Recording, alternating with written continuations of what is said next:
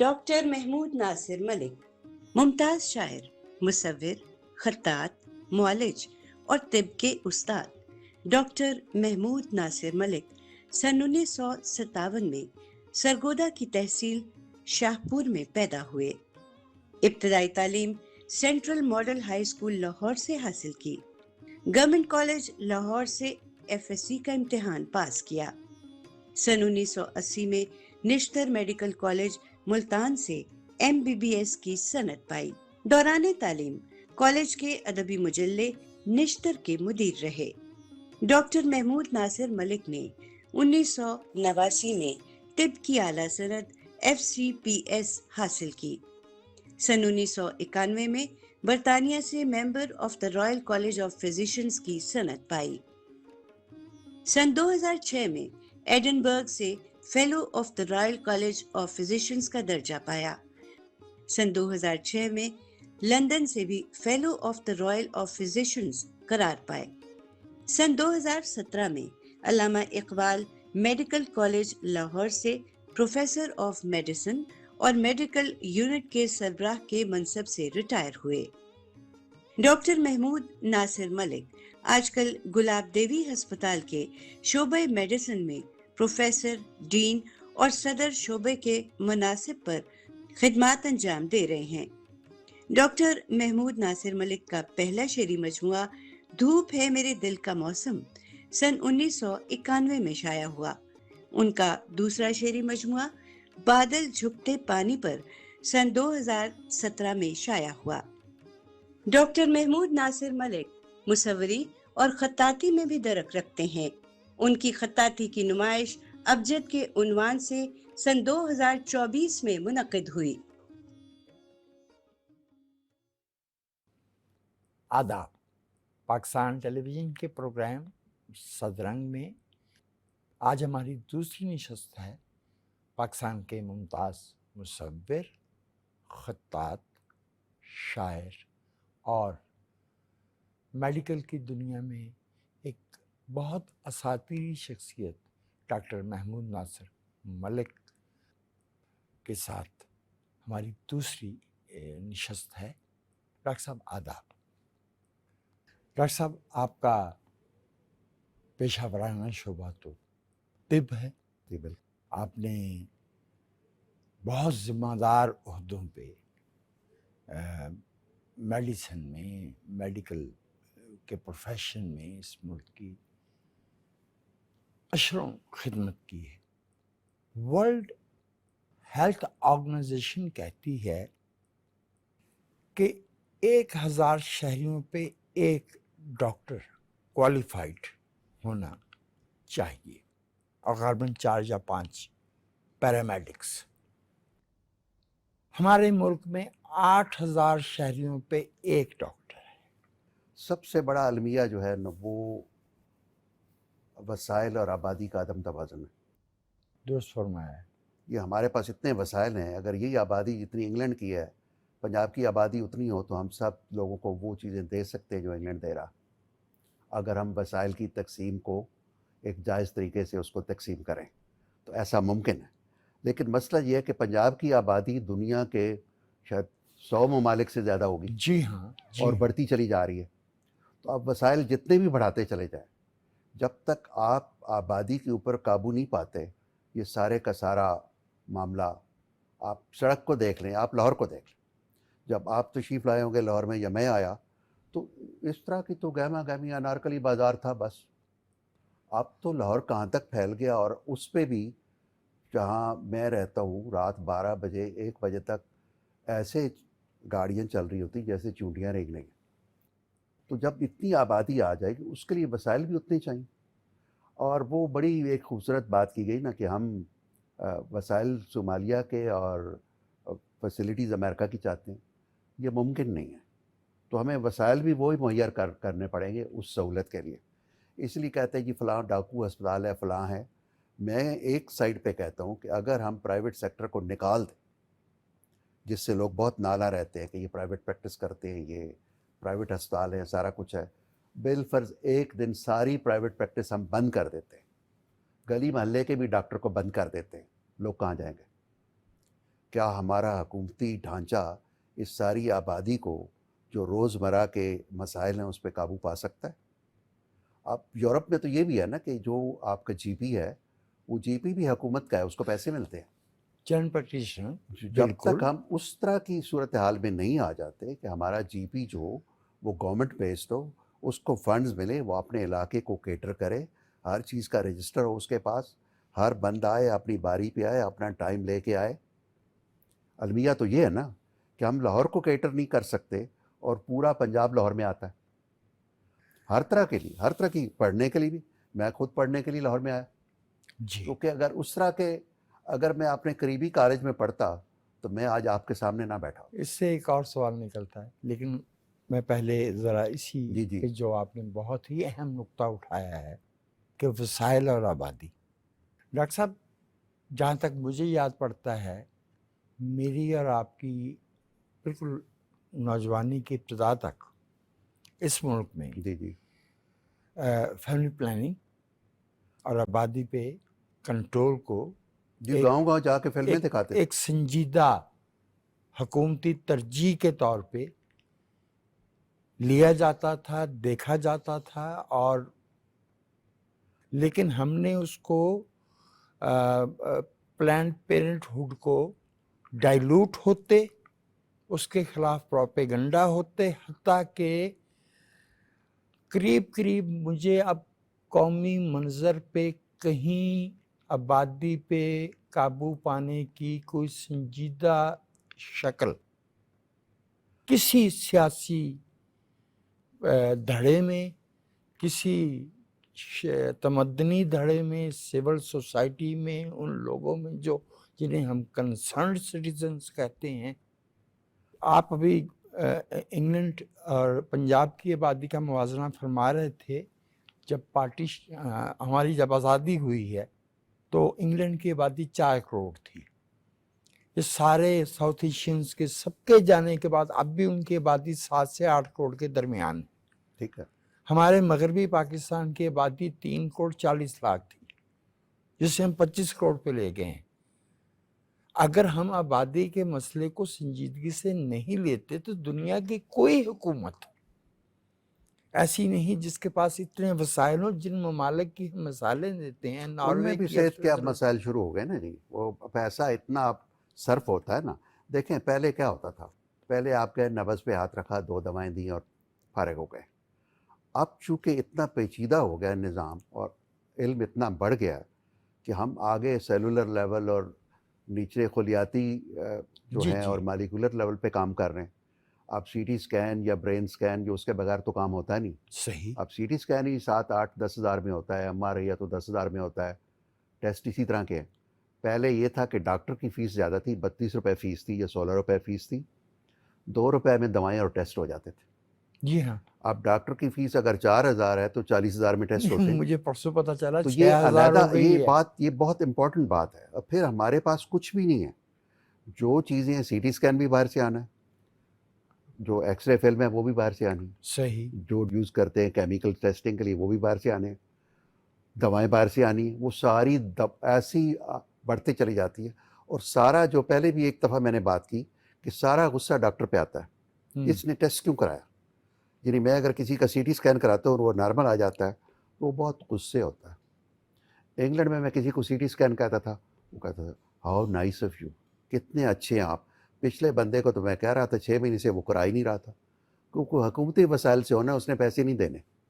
یہاں مسئلہ یہ ہے کہ ہر کام جو ہے نا مریض نے خود کرنا ہے، تو میں ایک ٹیسٹ سے دوسرا لکھتا ہوں تو وہ اور پریشان ہوتا ہے، اس سے اگلا لکھتا ہوں تو وہ اور پریشان ہوتا ہے، کیونکہ ایک تشخیصی عمل جو ہے وہ صرف اب نبض پہ ہاتھ رکھنے کا نہیں رہا، معاملات آگے وہ چلے آگے گئے۔ بڑھ گیا، اور وہ مریض بھی یہ ڈیمانڈ کرتا ہے مجھے، بلکہ آپ لوگ کا کہتے ہیں ڈاکٹر صاحب آپ نے ٹیسٹ تو لکھا نہیں۔ وہ مجھ سے خوش نہیں ہوتے کیونکہ میں کم ٹیسٹ لکھتا ہوں، جی۔ کیونکہ میں اس پہ زیادہ زور دیتا ہوں کہ کلینیکل جو ڈائگنوسس ہے اس پہ توجہ دی جائے، لیکن وہ خوش نہیں ہوتے، وہ خود کرانا چاہتے ہیں۔ ڈاکٹر اور صاحب یہ بھی درست ہے کہ اگر ہم بہت نہیں کریں گے تو ہم مس بھی کریں گے چیزیں۔ جی، اب بات وہی وسائل اور آبادی، آپ نے بہت درست بات کی ہے۔ جس زمانے میں میں اور آپ کم و بیش ایک ہی پیئر جی گروپ بنتا ہے ہمارا عمر کا، تو بہت سے لوگ اس اعلان کے ساتھ میڈیکل کے شعبے میں آئے تھے کہ وہ انسانیت کی خدمت کریں گے. تو 5 برس تک ایک نوجوان کو میڈیکل کی تعلیم دینے پہ اس کے ماں باپ کے اخراجات بھی ہوتے ہیں، لیکن بہت بڑا حصہ حکومت کی طرف سے آتا ہے.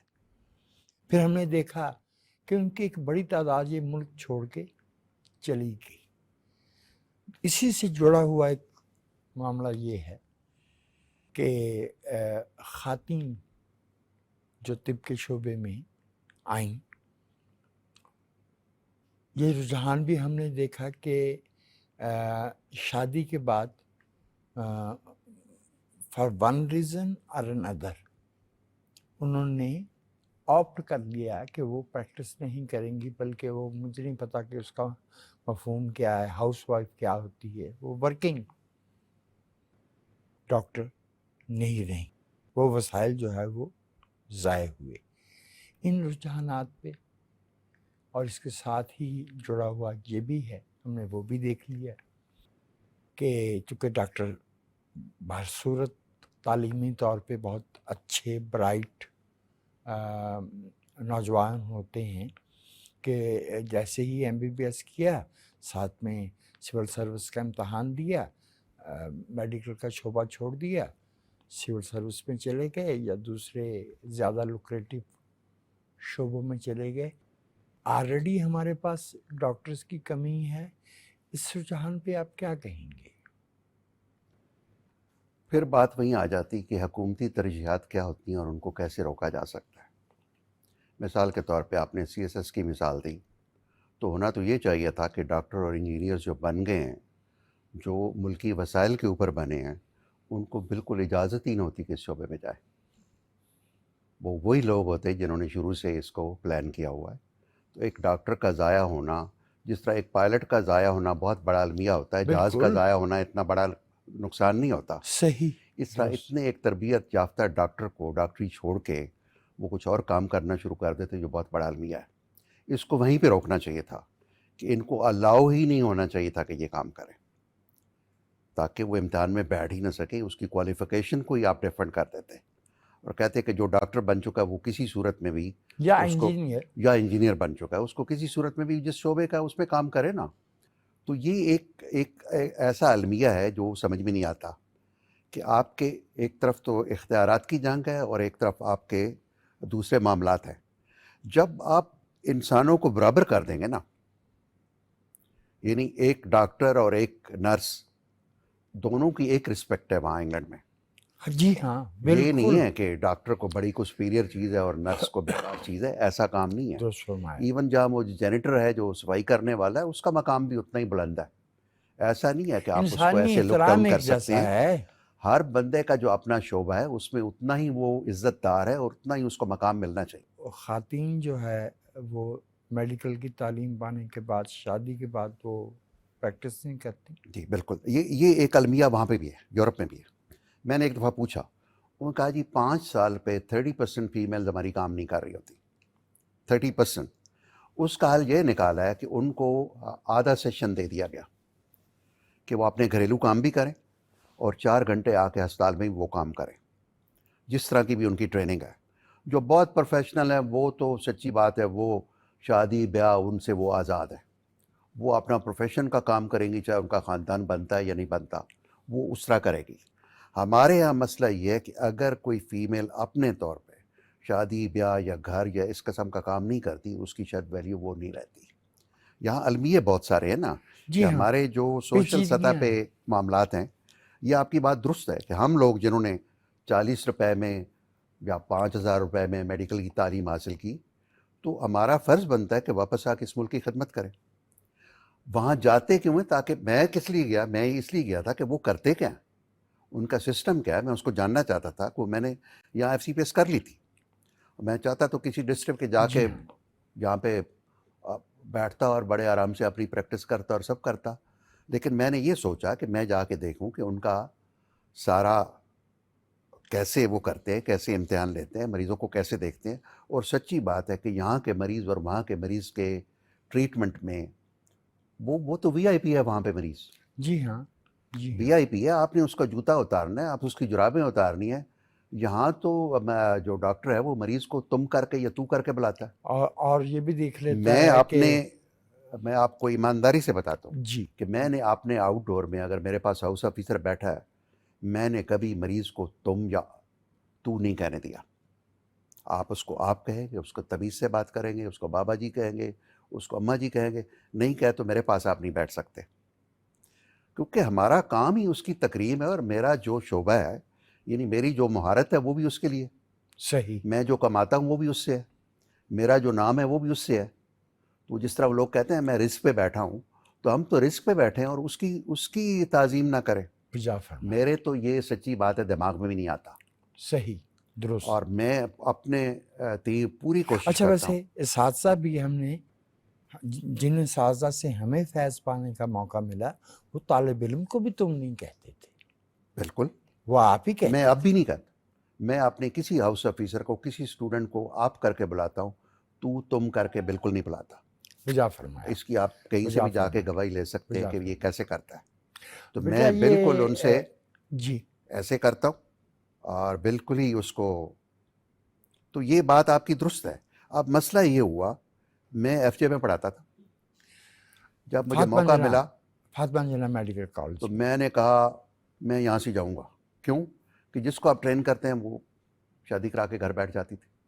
لیکن المیہ یہ ہوا کہ جب میں علامہ اقبال میڈیکل کالج میں بھی آ گیا تو 70% لڑکیاں ہو گئی. تو صحیح، میں ایف جے میں کھڑا ہو کے یہ بات کرتا تھا کہ سب سے زیادہ نقصان ہمارے میڈیکل کی فیسلٹیز کو، یعنی جو ہم پھیلا سکتے تھے، اس فیصلے نے پہنچایا کہ ایکوالٹی کر دی گئی، جو بہت عرصے تک یورپ میں بھی نہیں کی گئی.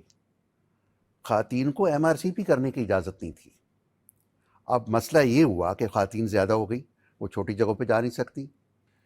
ڈاکٹر صاحب میرا تعلق صحافت سے ہے، حاشیے کا صحافی سے ہی، فٹ نوٹ، لیکن صحافت سے. اور ہم نے صحافت کے شعبے کو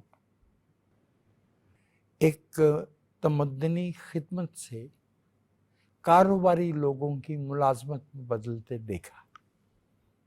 اس سے ہمارا شعبہ برباد ہوا. جو آپ کا شعبہ ہے طب کا، علاج معالجے کا، صحت عامہ کا، یہ تو اس سے کہیں زیادہ نازک ہے. ڈاکٹر کی ایک غلطی سے مریض کی جان جا سکتی ہے، اور ایک جان کے جانے کا مطلب ہے ایک پورا گھرانہ بالکل اشروں کے لیے متاثر ہوتا ہے. درست بات.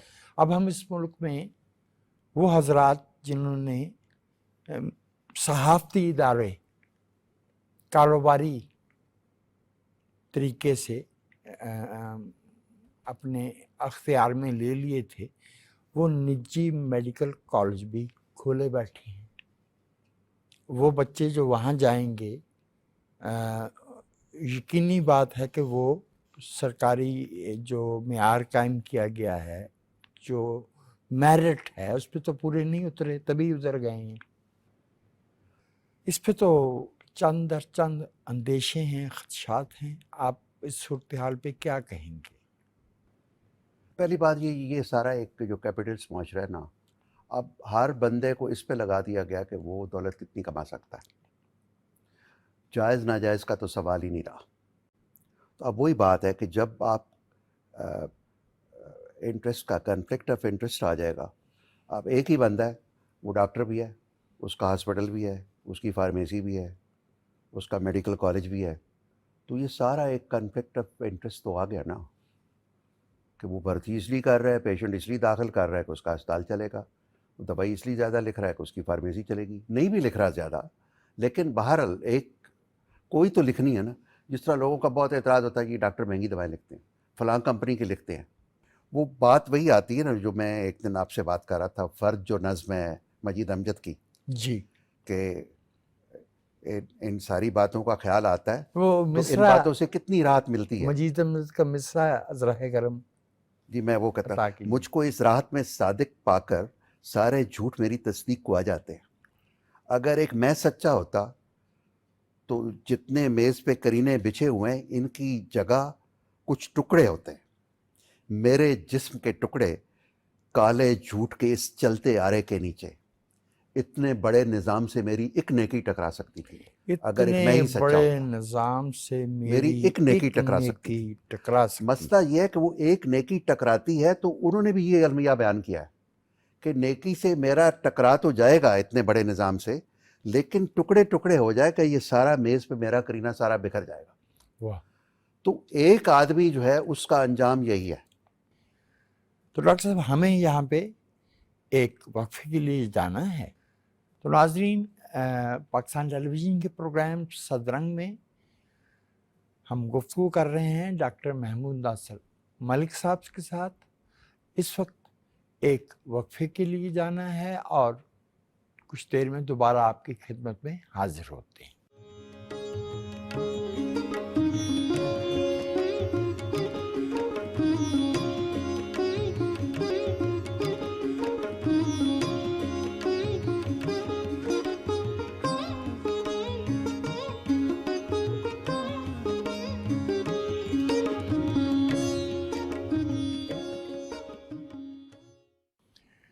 پاکستان ٹیلی ویژن کے پروگرام صدرنگ میں آپ کو ایک بار پھر سے خوش آمدید کہتا ہوں، اور ہم گفتگو کر رہے ہیں محترم جناب ڈاکٹر محمود ناصر ملک صاحب کے ساتھ۔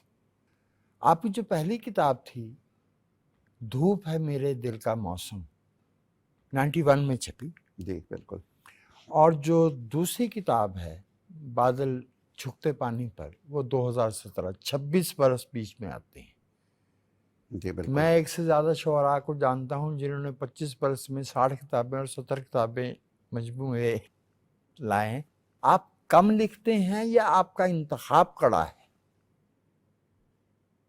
انتخاب پہلے تو میرے اندر ہی بہت کڑا ہے، یعنی وہ جو لکھتا ہوں نا میں اس کو پہلے اپنے اس پہ اپنی چاک پہ کماتا ہوں کہ یہ کوئی بات بنی ہے کہ نہیں بنی۔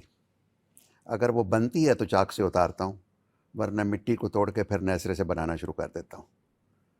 تو یہ عمل ظاہر ہے ایک تخلیقی عمل ہے، اور میں یہ سمجھتا ہوں کہ جو آرٹ ہوتا ہے ہوتی ریئلٹی ہے، it is a twisted reality, اس کو آپ آرٹسٹک ٹوسٹ دیتے ہیں، صحیح۔ اس ٹوسٹ کے بعد اس کی کوئی شکل بنتی ہے، ورنہ سیدھا برتن تو سیدھی میں نے بات کی تو وہ ایک بات ہے نا۔ وہ بھی کر سکتے ہیں کہ کوے ہیں سب دیکھے بالے، چونچ بھی کالی پر بھی کالے، لیکن جب اس کو ٹوسٹ دیتے ہیں تو پھر وہ آتا ہے کہ موسم آیا تو نخل دار پہ بھی سر منصور ہی کا بار آیا۔ بات تو سیدھی سی ہے، لیکن آپ نے یہ کبوں کی آرٹسٹک بات کی، ٹوسٹ ہے، آپ نے کبوں کی بات کی، اور کتنا وہ ٹوسٹ ہے اور اس سے کیا شکل بنی ہے، لیکن وہ شکل ہر بندے کے لیے نہیں ہے۔ جی ہاں۔ جتنا اس آرٹ کو کوئی سمجھتا ہے اتنا ہی وہ اس کی باریکیوں کو سمجھے گا۔ وہ آپ نے اسماعیل میٹھی صاحب کا شعر پڑھا نا کبوں جی۔ والا، تو مجھے ایک بہت نامانوس لفظ استعمال کیا منیر نیازی نے، جی لیکن شعر سبحان اللہ۔ ایک چیل ایک ممٹی پہ بیٹھی ہے دھوپ میں، ایک چیل ایک ممٹی پہ بیٹھی ہے دھوپ گلیاں میں، اجڑ گئی نہیں ہیں ہے مگر پاسباں تو ہے۔ واہ۔ جی بالکل۔ یہ مجید امجد کا بھی یہ کمال تھا کہ انہوں نے بھی ایسے ساختیاتی طور پہ غزل کو بدلا، جی ہاں، اور ایسے الفاظ کا استعمال کیا، ایون نظم میں، نظر میں زیادہ۔ نظم میں زیادہ۔ جی ہاں۔ اپنے پتنی خوابوں بھرے کنستر سے چلو بھر بھیک دے کر ہم سے ہمارے قرض تو نہیں اتریں گے۔ تو اس طرح کی بات جو ہے نا، کنستر تک کا لفظ استعمال کیا گیا اس میں، اور بہت سارے ان کے الفاظ ہیں اس طرح کا۔ لیکن یہ تو خیر منیر نیازی صاحب کے وہ کمال کا جو آواز دے کے دیکھ لو، شاید وہ مل ہی جائے، ورنہ یہ عمر بھر کا سفر رائے گاں تو ہے۔ تو اس رائے گانی میں جو شعر و ادب، موسیقی، مصوری کی محفل سے جاتا ہے، وہ اس رائے گانی کو کم رائے گانی میں تبدیل کرتا ہے۔ واہ واہ واہ واہ واہ واہ واہ واہ۔ رائے گانی تو ہے ہی ہے، یہ ہمیں اس کو ہیپی ایک نہیں کم رائے کرتا، گانی میں ہم نے لیس تبدیل انہیپی کرنا۔ کرتا ہے۔ یہ سارا جو سفر ہے، میرا اپنا ایک شعر ہے کہ ابد کی سمت یہ رستہ مگر افسوس ہے سارا۔ اس افسوس میں کچھ رنگ بھرنا ہے، کوئی بات کرنی ہے، کوئی خوشی کی بات کرنی ہے۔ بلکہ مجھے ایک جیلانی کامران کی نظم مجھے پھر ملی نہیں، وہ کھلونا میں نے پڑھی تھی کہیں راوی میں، بڑی عجب بات تھی اس میں کہ خوشی ایک لمحہ ہے جس کی قطاریں جہنم کے پانی پہ بہتی رہی ہیں، واہ، اور میرا بخت جھونکا ہے جس کی بہاریں جوانی کے ایندھن میں جلتی رہی ہیں۔ تو یہ مجھے بہت ہانٹ کرتی مجھے ہے کہ خوشی ایک لمحاتی چیز ہے، ڈاکٹر اور صاحب جو جی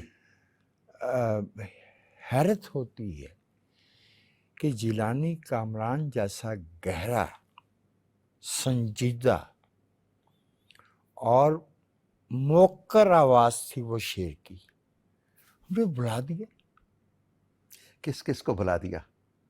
یہاں تو کل کی بات ہے، مجید امجد کو بلا دیا گیا، کل پرسوں ہم منیر مختار نیازی کو صدیقی بلا دیں گے، دیا۔ اس سے آگے فیض کو تو امن میلوں نے ضائع رکھا، ورنہ زندہ رکھا ہوا، ورنہ ہم اس کو بھی بلا دیتے۔ تو یہ جو ہے نا، ہم قریب اس 25 کو برس کہتے ہیں نا، وہ کلیکٹیو کانشیسنیس ہوتی ہے نا، جی ہاں تو ہم میرا خیال میں کلیکٹیو فارگیٹفulness میں جا رہے ہیں۔ صحیح، یہ اور اجتماعی نسیان کا شکار ہو رہے ہیں ہم، یہی المیہ ہے، اجتماعی نسیان کا شکار ہو رہے ہیں، اور یہ بہت بڑا المیہ ہے کہ ہمیں پتہ نہیں کہ ہماری جڑیں کہاں تھیں۔ وہ ابھی ہم جو بات کر رہے تھے لٹل پرنس کی، کہ men they are few in number, years pass they pass by here, they have got no roots and wind blows them away. ابھی پتہ نہیں ہماری جڑیں اب اس مٹی میں ہیں بھی کہ نہیں ہیں، میں نے کم جس و کی ہیں بیش وہ تو یہیں رہے گا۔ ڈاکٹر صاحب 40 برس، جی 40 نہیں تو 30 ضرور، عبدالرشید کیا بات، 70 کی دہائی کے شروع میں ایسی توانا آواز، عبدالرشید صاحب کو لاہور وہ شہر حیران میں کن تھا۔ حیران کن تھی۔ عبدالرشید صاحب کو لاہور شہر میں رہتے ہوئے دیکھا اور لوگوں کو ان سے ناآشنا پایا، اور جب ان کا انتقال ہوا تو آئی تھنک کہ سوائے چند پتہ بھی نہیں قریبی ہوگا۔ دیکھیں لوگوں جو کو نئی پتہ نسل نہیں۔ ہے نا، اس کو عبدالرشید کا بھی نہیں پتہ ہوگا، لیکن بات یہ ہے نا کہ کون اتنی سنجیدگی سے ادب کو لیتا ہے۔ میں تو شاید لا رہا ہے ادب کا بہت ہی ادنا سا طالب علم ہوں، لیکن میں عبدالرشید کو جانتا ہوں۔ عبدالرشید صاحب نے جو ہے نا، انہوں نے ایک نظم افتخار جالب کی کوٹ کی اس میں، کیونکہ یہ لسانی تشکیلات والے جو بھی تھے نا، کہ ہمارے گھر میں خوشی نہیں ہے، ہوئی تو دروازے کھول دیں گے، تمہارا گھر ہے آنا ضرور آنا۔ واہ، تو ہمارے گھر میں خوشی نہیں ہے۔ میں وہی کہتا ہوں، یہ گھر ہمارا ہے نا پاکستان، اس میں خوشی نہیں رہی، ہوگی تو دروازے کھولیں گے نا۔ ہم خوشی پیدا کرنے سے عاری ہو گئے ہیں، یہاں پہ مسئلہ یہ آ گیا۔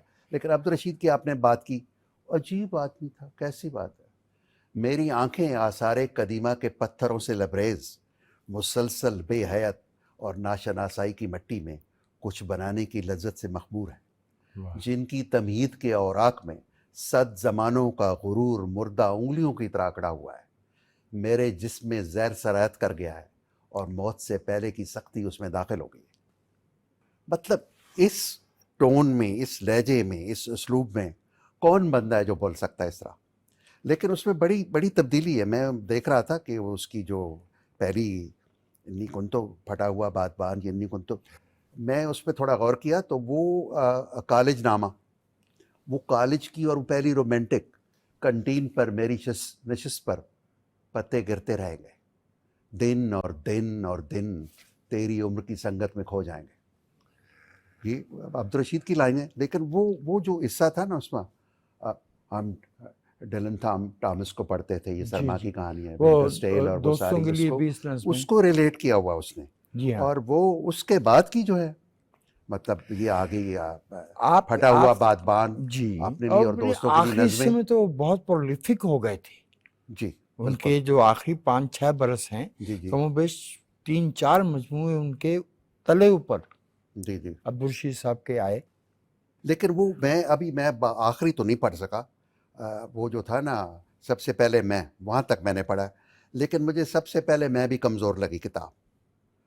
ممکن ہے میں اس سٹیج سے، جس طرح پہلے آپ کو اور طرح سے لگتی ہیں چیزیں، پھر اور طرح سے لگتی ہیں، اور یہ ہوتا ہے بالکل ایسے ہی جیسے نذیر قیصر صاحب تھے۔ میں فرسٹ ایئر میں گیا تو وہاں ابرار صاحب تھے، ابرار احمد، ابرار ہم سے سینئر تھا، تو اس نے تعارف کرایا نذیر قیصر، بلکہ ان کی جو نظم چھپی نا وہ فنون میں تھی، کون روک سکتا ہے خوشبو کی راہوں کو خاردار تاروں سے، کون کاٹ سکتا ہے آنے والی صبح کی انگلیاں کٹاروں سے، صبح چھپ نہیں سکتی ابر کے حصاروں سے، زخم زخم شاخوں پر پھول کھلنے والے ہیں، خاموشی کے چہرے پر لب ہلنے والے ہیں۔ تو ڈاکٹر صاحب آپ نے ابھی نذیر قیصر صاحب کا ذکر کیا. نذیر قیصر نے آپ کی کتاب پہ تقریض پیش لفظ میں جی آپ کو ظفر اقبال صاحب کی جو شعری روایت ہے اس سے جوڑنے کی کوشش کی ہے. میں آپ کا پڑھنے والا ہوں، اگر مکمل عبور نہیں تو جو مختلف آپ کے مراحل ہیں جی جی آپ نے دیکھے ہیں آشنا تو ہوں سامنے نا. چلتا رہا سارا سلسلہ. مجھے تو یہ محسوس ہوا کہ مجھ سے اتفاق نہیں ہو پایا نذیر قیصر صاحب کی رائے سے، جہاں انہوں نے آپ کو ناصر کاظمی سے، احمد مشتاق سے جو اس زمانے میں شاعری ہو رہی تھی اس سے باقاعدہ الگ کر کے تو صرف ظفر اقبال صاحب والی نہیں انہوں نے اس کی بات کی ہے، لیکن یہ بات میں متفق ہوں کہ ظفر اقبال صاحب کا فیلڈ بالکل اور ہے. جی مطلب یہ ہے کہ وہ اتنا مطلب وسیع تناظر میں وہ شاعری کرتے ہیں کہ اس میں وہ جس طرح میں نے ایک دن ابرار کو کہا کہ اس میں سے وہ چیزیں ہم نکالیں جو جس کو ہم یعنی ادب عالیہ یا ایسی چیزیں ہیں اس کو شامل کرتے ہیں نا، اس کو نکالیں. وہ کہا کسی نے کام کیا، میں نے دیکھا نہیں، میری نظر سے نہیں گزرا، لیکن ظاہر ہے ان کے ہاں بہت یہ تقابل تو کسی صورت میں بنتا نہیں. میں تو کہتا ہوں میرا کسی سے بھی نہیں بنتا. میں تو بہت ایک اپنے ڈھنگ میں ایک فقیر منش آدمی ہوں، ایک طرف بیٹھا ہوں. بس یہ ہے کہ میں چھاپنے پہ بھی تیار نہیں تھا. ایک فدا حسین گاڑی صاحب تھے، ٹیچر تھے کہیں، میری ان سے ملاقات ہو گئی، اور یہ لیفٹ کے کوئی آدمی تھے، ان کا ابھی بھی کوئی بیٹا بھی ہے، جی ہاں ہیں آپ جانتے ہوں گے. جی تو انہوں نے مجھے مجبور کیا کہ بھائی کپڑے تو پہنتے ہو نا. میں نے کہا جی وہ غالب شاعری تو وہ کر گئے ہیں سارے لوگ. بلکہ ایک سٹیج پہ آ کے میں نے مصدق اقبال، مصدق سامل جو بعد میں بنا، جی بڑی جی دوستی تھی میری، بہت بہت ہمارے پاس اس بہت کا بہت آنا خوبصورت جانا تھا. انسان. بہت کمال کا شاعر تھا، موسیقار تھا، گائک تھا، ڈرامے میں کیا، پتہ نہیں صحافی اس نے تھے، اتنی اس پتہ کی نہیں. پرتیں تھی کہ اس کو جی کھولنا بہت مشکل ہے. لیکن اس کی میں نے ایک دن شاعری سنی تو اس پہ وہ تھا، ایک شعر اس نے سنائے. ہم یونیورسٹی سے آئے، میں تھا، نجم اکبر تھا جو بعد میں فارن سروس میں چلا گیا، کہ جان ہوا کا ہاتھ نہ تھامو، جان ہوا کو گھر جانا ہے. اس طرح کے شعر تھے. تو میں نے آ کے جو پرانا سارا تھا نا اس کو آگ لگا دی ایک دفعہ. تو آگ تو لگا دی، اب بعد میں شام کو افسوس ہوا کہ کیا کر دیا کام. پھر اس میں سے پھر چیزیں چنی، بلکہ ہم نے کوشش کی تھی، میں نے اس کا ٹائٹل بھی بنایا تھا، اس کا کتاب کا نام بھی رکھا تھا ہم دونوں مصلوب. کیونکہ اس وقت جو ہے نا جیلانی کامران اور ایک اور صاحب کی بھی کٹھی نظمیں چھپی تھیں. جی ہاں تو ہم بھی چاہ رہے تھے کہ وسائل بھی نہیں تھے، سچی بات ہے، کہ ایک کتاب چھاپ دیتے ہیں، اس میں چیدہ چیزیں ہم کٹھی کر لیتے ہیں. پھر اس نے کہا کہ اس کو ہم نے وہ ٹائپوگرافک کرنا ہے، کیونکہ عبدالرشید صاحب کی جتنی نظمیں تھیں وہ کتابت نہیں تھیں. عبدالرشید صاحب کی ساری کتابیں وہ ٹائپ میں، جی وہ نسخ میں اور تھی. ٹائپ جی میں جی بنی ہیں. جی ان جی کو پسند تھی. لیکن آخر میں اچھا وہ مجھے میں نے وہ نہیں دیکھی، میں نے جی ساری وہی جی دیکھی ہیں جو جی وہ والی تھی نا، جی جو نسخ میں اور ٹائپ میں تھی، کیونکہ ان کو پسند تھی. وہ مصدق کو بھی وہ پسند تھی. وہ کہتا ہے اس سے ٹھہراؤ پیدا ہوتا ہے، آپ ٹھہر ٹھہر کے پڑھتے ہیں، آپ کو مزہ آتا ہے، آپ اس سے جو ہے نا لطف لیتے ہیں، آپ اس کو آہستہ آہستہ پڑھ کے شاعری کو. تو جب میں نے وہ دھوپ ہے میرے دل کا موسم، میں بہت کم چیزیں کہتا ہوں، پہلی بات آپ نے جیسے کہا، تو ٹائم لگا.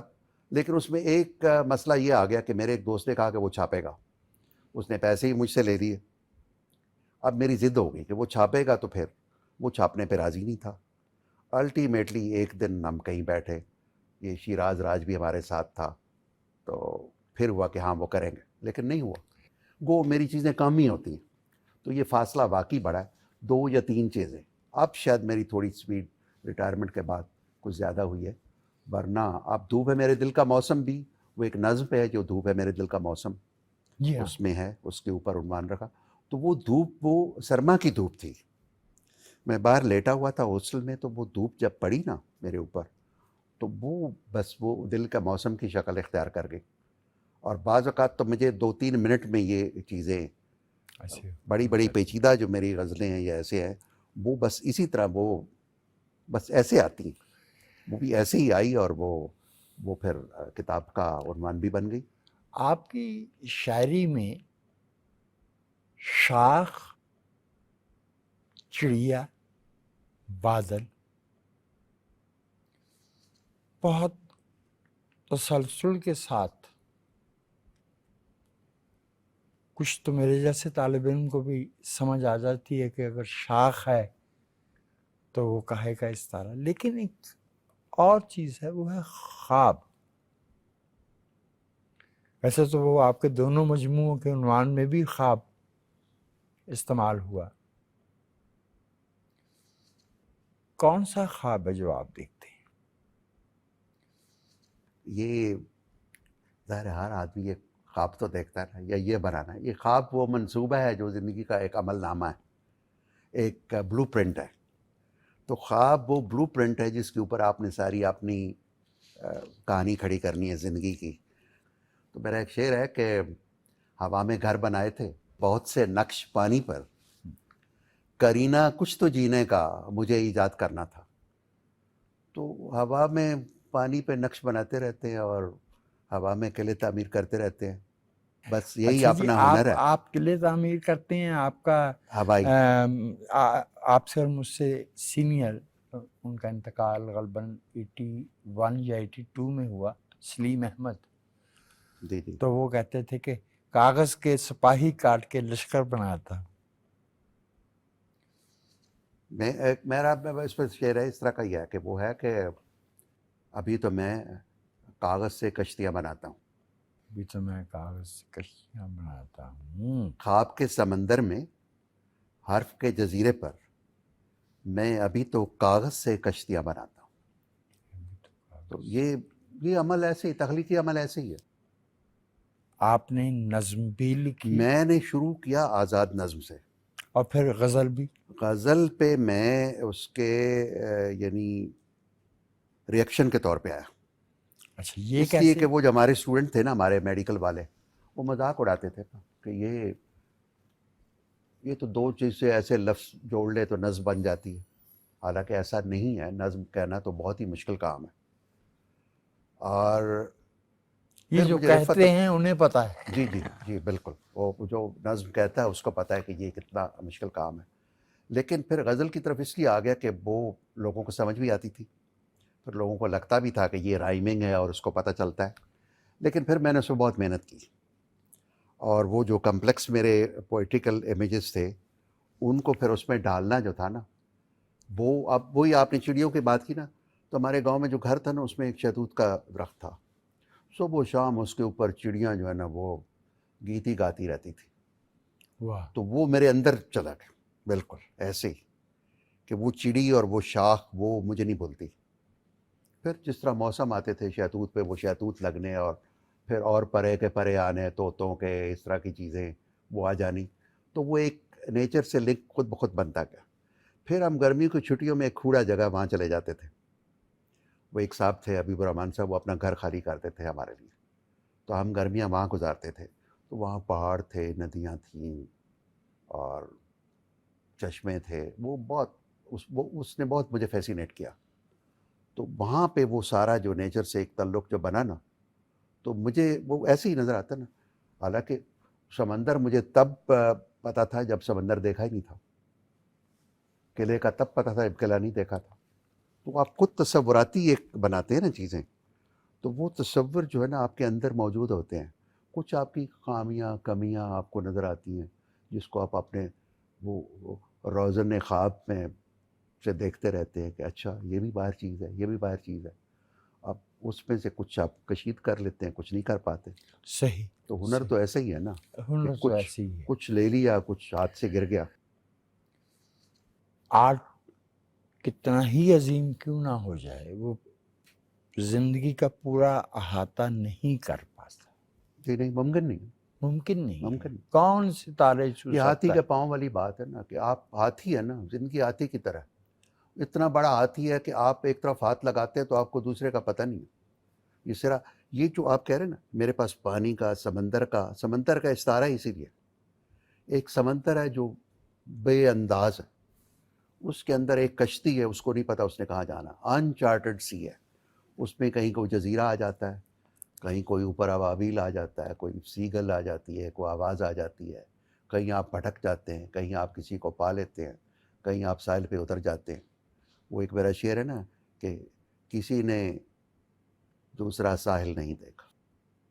ये गज़ल जी, किसी ने उम्र का हासिल नहीं देखा। किसी ने उम्र का हासिल नहीं नहीं देखा। देखा। मैं चाहूँगा कि ये गज़ल आप हमें अता कीजिए और इसमें वो शेर भी शामिल कर दीजिए आज जो आपका मुतालबा है। जो मेरा मुतालबा था और वो तारीख के किसी हिस्से में जी जी बिल्कुल। वो शामिल एक नहीं हो सकता। मतलब वो है ना कि एक सटल से, मैं मतलब अगर आप ज़ाहिर है, देख के आपने जैसे कहा ना मैं पढ़ना धीमा सा चाहें। आदमी हूँ, तो मेरे जो वो इवन पॉलिटिकल इशारे भी होते हैं ना, वो बहुत धीमे होते हैं। जी, उसमें बहुत धीमापन है और उसमें से मतलब निकालने पड़ते हैं। और ये वाला जो है इसमें कि किसी ने दूसरा साहिल नहीं देखा, वाह वाह वाह, किसी ने उम्र का हासिल नहीं देखा, और तेरी खुशबू बहुत दिन से नहीं आई, बहुत दिन से वो एक बादल नहीं देखा, वो एक बादल नहीं, और भंवर सब पानियों के जानती थी वो, भंवर सब पानियों के जानती थी वो, मगर सोहनी का उसने दिल नहीं देखा। वाह। और जो बसता है यहाँ लोगों के ख्वाबों में, नसाबों में कभी शामिल नहीं देखा। दोबारा पढ़िए। जो बसता है यहाँ लोगों के ख्वाबों में, नसाबों में कभी शामिल नहीं देखा, और उसे लाओ किसी दिन इस कटहरे में, उसे लाओ किसी दिन इस कटहरे में, सुना है शहर ने कातिल नहीं देखा। उसे लाओ किसी दिन इस कटहरे में, सुना है शहर ने कातिल नहीं देखा। जिसे आपने जो आपका इशारा निसाबों में वाला था ना, जी जी बिल्कुल, वो फिर बाद में निसाब में आ गया। तारीख जिसकी गिरफ्त में होती है वो निसाब भी वो मुतय्यन करते हैं ना। जी जी जी। सब तारीखें शाहों की, सब किस्से शहजादों के। वो बेचारे गरीब आदमी को कहते हैं शहर का मुहासरा जो है ना 10 साल जारी रहा। वो 10 साल के अंदर जो लोगों पे बीती एक एक दिन, तारीख उसको तो नहीं पड़ती ना। ये तारीख भी शाहों की है, तारीख भी बड़ों की है। तारीख उस गरीब आदमी की नहीं है जिसके घर में चूल्हा नहीं जलता था 10 सालों में, जिसके अपने जवान बेटे बेटियां वहाँ मर गईं, कत्ल हो गए या कर दिए गए या मार दिए गए या वो हिजरत पे मजबूर कर दिए गए या उनको जला वतन कर दिया गया। तो ये तारीख तो बड़ी जालिम चीज़ है ना। तारीख वाकई बहुत जालिम है, लेकिन इस तारीख को काबिल बर्दाश्त बनाने में शेर कहने वालों का, तस्वीर बनाने वालों का, मौसीकी कंपोज करने वालों का, मुजस्मे बनाने वालों का बहुत बड़ा किरदार है। वो जिंदगी को आप दुरुस्त कह रहे हैं, लेकिन अब जो ज़माना आ गया ना, इसमें शायद ये सारे लोग अब हाशिए पे रह गए। देखते हैं डॉक्टर साहब, देखते हैं इसमें ये क्या होता है, तारीख कैसे करवट बदलती है, और ये जो हाशिए पे चीज़ें हैं ये मेन स्टेज पे कब नमूदार होती हैं। हम तो मतलब इसी के लिए आंखें जो है ना फरशरा किए बैठे हैं कि वो दिन आए जब ये सारा जो अमल है मौसीकी का, शेर का। एक शेर मैं आपको अर्ज़ करता हूँ कि अगर अफसोस है सारा, सफ़र अफसोस है सारा, बनाए नक्श पानी पर हुनर अफसोस है सारा, और ये हर्फो सौतो खुशबू का नगर अफसोस है सारा, परिंदे उड़ गए हैं सब, शजर अफसोस है सारा, और जहाँ बच्चे नहीं हंसते वो घर अफसोस है सारा, और अबद की समत ये रास्ता मगर अफसोस है सारा। तो वो बात है कि वो अफसोस भी है और अफसोस के साथ ही इसके साथ ही चलता है। सारा आर्ट जो है वो उसी से निकलता है, होता है। डॉक्टर साहब, पाकिस्तान टेलीविज़न की तरफ से, हमारी सदरंग की टीम की तरफ से, और मैं ज़ाती तौर पे आपका बेहद शुक्रगुजार।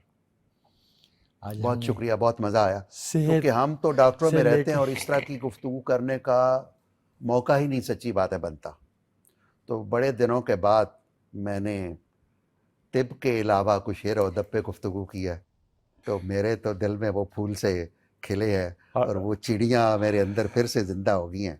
تو میں ایک شعر وہ چڑیوں کے حوالے سے سنانا چاہتا ہوں بسم اللہ. کہ یہ شاخ تو غزلوں سے انہی چڑیوں کے لیے تھی. واہ. یہ شاخ تو غزلوں سے انہی انہی چڑیوں کے لیے تھی. واہ. یہ خواب زمانوں سے انہی شاخوں کے لیے تھی. یہ خواب زمانوں سے انہی شاخوں کے لیے.